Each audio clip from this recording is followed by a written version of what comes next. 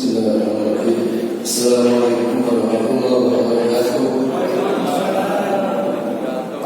Alhamdulillah wassalatu wassalamu ala Rasulillah wa ala alihi wa wala ba'du. Assalamualaikum warahmatullahi wabarakatuh. Mohon maaf saya lagi mengisi bahan, jadi ngomongnya agak hebat ini. Salah satu ayat yang sering dikutip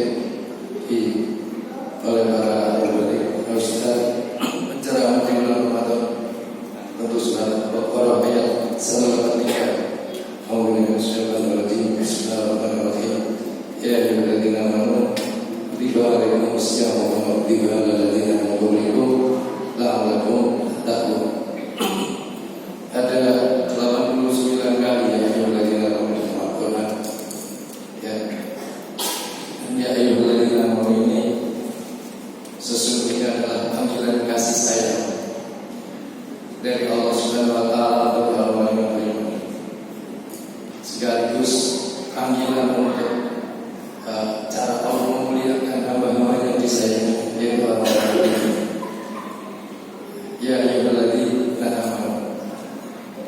Sebaliknya orang beriman itu sangat rindu, senang kalau mendengar panggilan dari Allah, ya ayyuhalladzina amanu.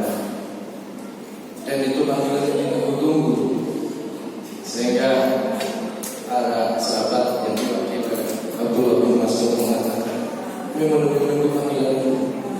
Dan ketika ada panggilan ya ayyuhalladzina amanu, lalu para sahabat itu bersiap-siap yang memanggil zat yang sangat dicintai, dan panggilan ini adalah panggilan kasih sayang, panggilan apa? Maka mereka bersiap-siap. Kalau tafsir Bidilal mengatakan siap-siapnya para sahabat itu di hadapan ayat ya ayyuhalladzina amanu itu yang mengatakan itu jundi amama qaidihim, seperti siap-siapnya prajurit-prajurit yang disiapkan oleh komandannya.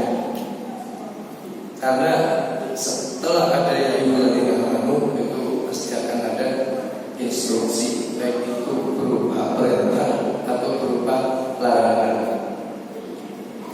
Dan instruksi itu, perintah atau larangan itu sesungguhnya sekali lagi itu adalah kasih sayang, bentuk kasih sayang Allah Subhanahu wa taala kepada hambanya. Kalau dari sudut pandang atau kacamata nafsu mungkin tidak disukai, mungkin berat. Tapi kalau dari sudut pandang iman, ini sesuatu yang luar biasa. Dan dengan cara itulah seseorang menjadi mulia derajat, seorang akan meraih kebahagiaan sejati. Setelah itu Allah mengatakan kutiba alaikumus syiyam.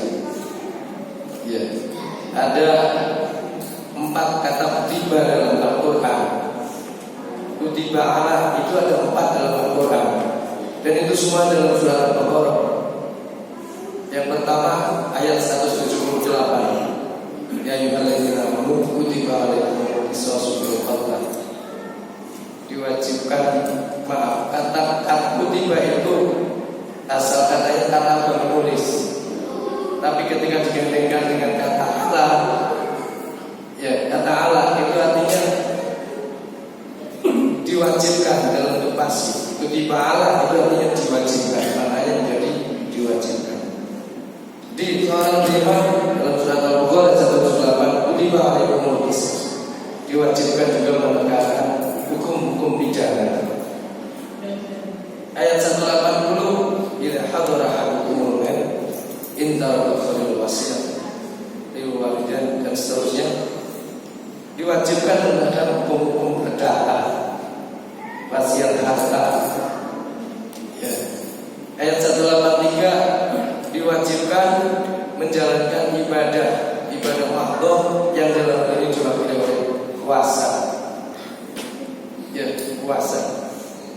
Ayat 211 kutiba alaikumul qital. Ya, diwajibkan berperang, menyiapkan kekuatan pertahanan hankam. Di militer, kekuatan itu penting, karena dengan itulah kita ini bisa berjaya di sini. Nah, kutiba alaikumus syiyam kutiba ala. Itu kata bahasa itu ada 3 maknanya minimal. Pertama, menunjukkan pentingnya shaum, puasa sendiri. Kalau menggunakan kata kutiba ala, diwajibkan atas kamu, itu menunjukkan pentingnya puasa. Dan itu terbukti bukan saja di agama Islam, atau bahkan orang-orang yang tidak beragama pun kadang-kadang puasa. Di agama lain itu ada, walaupun puasanya beda, targetnya beda. Di ajaran tertentu untuk mencapai derajat tertentu harus dengan puasa, atau untuk menggapai kekuatan tertentu harus puasa, atau untuk kadang-kadang banyak orang sekarang itu untuk kesehatan puasa. Menunjukkan puasa itu sangat penting. Tentu puasa kita berbeda dengan puasa dalam hati, tapi puasa itu sendiri menunjukkan kesehatan saya penting. Kutiba alaihim, diwajibkan atas semua puasa. Yang kedua, kutiba alaihim itu menunjukkan kedekatan hubungan antara Allah dengan hamba-Nya beriman. Sehingga perintahnya dipasifkan, diwajibkan atas kamu. Orang beriman paham bahwa yang diwajibkan adalah Allah Subhanahu wa Ta'ala. Dan yang ketiga, ini menunjukkan kepastian rahmat dari Allah Subhanahu wa Ta'ala dengan syariat puasa. Karena Allah mengatakan dalam surat Al-An'am ayat 54, kata berhukum ala nafsihi rahmah. Allah mewajibkan atas dirinya sendiri untuk memberikan rahmat. Ya, pakai kata-kata, siapa yang menjalankan puasa dengan baik, syariat ini dengan baik, maka wajib Allah memberikan rahmat. Itu maknanya. Tapi itu dirahmati Allah Subhanahu wa Ta'ala, yaitu kata orang-orang ahli bahasa yang saya coba baca. Salah satu mukjizat Al-Quran itu kan dengan bahasanya. Ya, jadi setiap itu ada maknanya. Ketika kutiba itu dibandingkan dengan Allah, itu artinya menjadi berubah menjadi diwajibkan. Dan kita kewajiban puasa, syariat puasa itu tidak berdiri sendiri. Ternyata dalam Al-Quran semua dalam Al-Baqarah ini nanti terkait dengan juga kewajiban kita menegakkan aturan-aturan hukum-hukum dalam kehidupan ini. Kewajiban kita bagaimana menata sebuah negara. Mari kita sedikit flashback ke belakang. Ketika Allah mewajibkan menurunkan syariat puasa tahun 2 Hijriah, kutiba alaikumusiyam itu 2 Hijriah berarti tahun berapa tahun yang lalu? 1444 tahun yang lalu dari tahun Hijriah. Kalau dari tahun Masehi Miladiah 623 2025 kurang 623 berarti 1402 tahun yang lalu. Itu baru ada syariat puasa seperti yang kita laksanakan sekarang. Pada saat yang bersamaan Allah juga mentaklif, ya, mengkondisikan Rasul dan para sahabat yang untuk perang Badar dalam kondisi sedang puasa dan itu baru pertama kali. Di tengah berbagai kondisi keprihatinan, di tengah kondisi ketidaksiapan peralatan, iman siap, tapi materi perangkat peralatan nggak punya apa-apa. Sehingga yang ditargetkan oleh Rasul dan para sahabat hanya mengejar, ya, kafilah jaga Abu Sufyan sebagai bentuk pembalasan kezaliman mereka yang dilakukan puluhan tahun di Mekah dan merampas seluruh harta orang-orang beriman pergi ke Madinah. Semua dihabisi, dirampas oleh mereka. Jadi ketika Rasul merasa sudah saatnya sedikit punya kemampuan, dia membidik kafilah dagang Abu Sufyan untuk dibalas, diambil. Dan itu digambarkan oleh Allah dalam surat Al-Anfal surat ayat 7. Wa idh ya'murullahu ila qawifataini anna lakum wa tabadduna anna ghayra dan syauqati takunu lakum wa yuridullahu yuhiqqal haqqa bi kalimatihi wa yadhharu al kafirin. Ya, yang digendaki oleh Rasul dan para sahabatnya kafilah dagang yang mereka tidak memiliki memiliki senjataan menghadapi perang. Tapi Allah takdirkan lepas itu, nggak bisa gak diambil, lepas. Justru Allah mentakdirkan terjadinya perang Badar. Mereka sadar lepas punya boro-boro kepada seluruh orang Quraisy, panas semua, mereka kembali menyiapkan segala peralatan untuk menyerang orang yang beriman. Terjadilah perang Badar, Kubro tahun 2 Hijriah, bulan Ramadan 17 Ramadan. Ya, jadi bulan Ramadan itu bulan yang penuh dengan kisah-kisah heroik, bukan kisah orang yang lapar karena hawa nafsu saja, betul. Tapi di saat seperti itu justru Allah mendidik Rasul dan para sahabatnya bahwa lapar, bahwa haus tidak menghalangi seseorang untuk berjihad, tidak menghalangi seseorang untuk berprestasi, mengukir kerja-kerja besar. Contohnya perang Badar, contohnya untuk Mekah tahun 8 Hijriah, itu juga bulan Ramadan, dan masih banyak kisah-kisah yang lainnya. Hadirin yang dirahmati Allah Subhanahu wa taala. Maka ngambil dari siang saum bulan Ramadan dengan kisah perang Badarnya, saat itu juga berarti ditegakkan berbagai macam hukum. Perangnya iya, puasanya iya, bagi ghanimahnya juga iya, pelaksanaan qisasnya bagi orang yang membunuh juga dibunuh. 45 itu dijalankan ya. Bareng-bareng. Ya, yang itu semua ada dalam surat Al-Baqarah. Bapak Ibu sekalian yang dirahmati Allah Subhanahu wa taala. Jadi mari kita memahami syariat puasa ini dengan nilai originalitasnya, ya, yang sesungguhnya. Jangan hanya dipahami bahwa kita disuruh menahan lapar dan haus saja, menahan dari makan dan minum saja. Enggak. Dengan syariat ini Allah menginginkan kita menjadi orang yang justru energi, justru punya prestasi, justru punya kekuatan, punya keluhuran budi, bisa menahan hawa nafsu, kematangan iman, kematangan emosi dan sebagainya.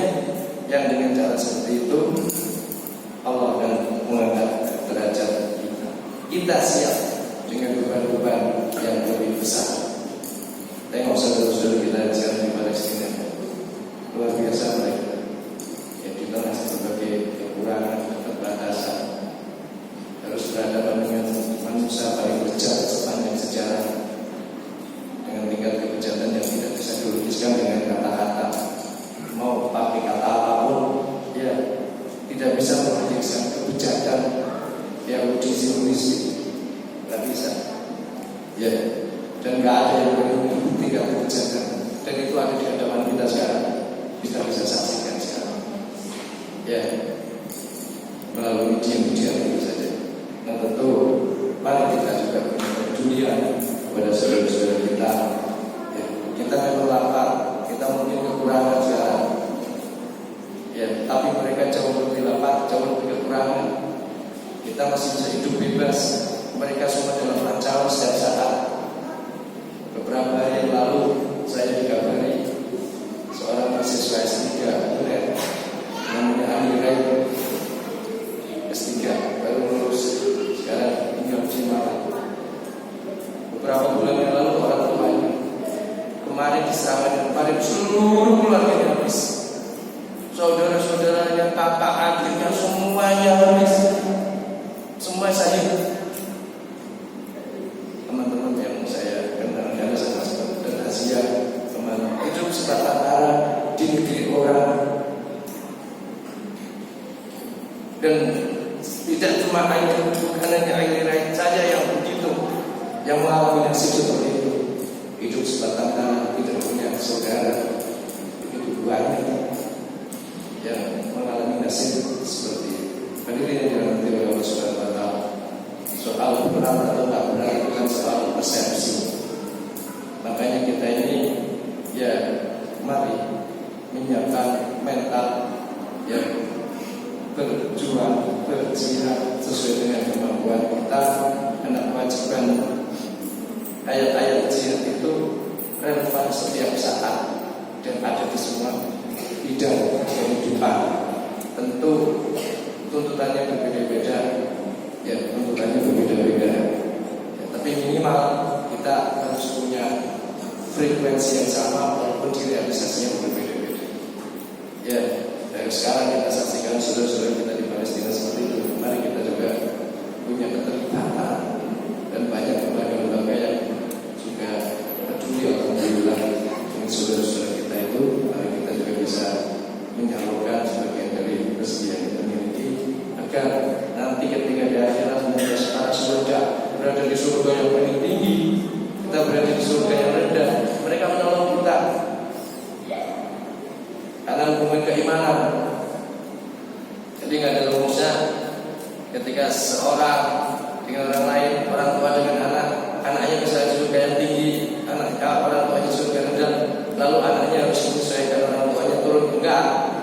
Ya, justru orang tua